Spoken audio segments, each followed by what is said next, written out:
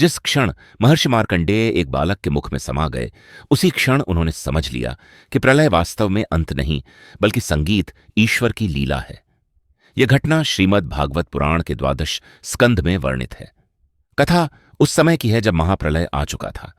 संगीत न पृथ्वी थी, न आकाश था, न दिशा थी, न समय था। चारों ओर केवल अथाह जल और सन्नाटा था।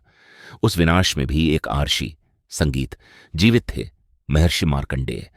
जल में भटकते हुए उन्होंने दूर एक अद्भुत दृश्य देखा। अनंत जल के बीच एक वट वृक्ष संगीत का पत्ता तैर रहा था, और उस पत्ते पर एक दिव्य बालक शांति से लेटा हुआ संगीत था। बालक का शरीर नीले मेघ के समान था, मुख पर अलौकिक मुस्कान थी, और वह अपनी उंगली चूस रहा था, मानो प्रलय उसका कुछ भी न बिगाड़ सके। जहां पूरी सृष्टि लय हो चुकी थी, वहां यह बालक सुरक्षित कैसे था? यही प्रश्न मार्कंडेय संगीत के हृदय को व्याकुल कर रहा था। जैसे ही उन्होंने बालक को प्रणाम किया, बालक ने मुंह खोला, और अगले ही क्षण मार्कंडेय स्वयं उसके भीतर खींचते संगीत चले गए।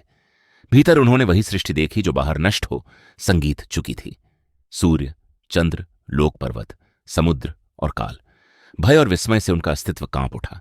अगले ही पल वे पुनः बाहर आ गए, और बालक पहले की तरह वटपत्र पर मुस्कुरा रहा था। तब बालक ने कहा, सृष्टि मुझसे उत्पन्न संगीत होती है, मुझ में स्थित रहती है और मुझ में ही लीन हो जाती है। तभी मार्कंडेय समझ गए कि यह कोई साधारण बालक नहीं, बल्कि स्वयं वटपत्रशाही भगवान नारायण है। अब आप ये बताएं, क्या आप यह कहानी पहले से जानते थे? कमेंट में जरूर बताएं।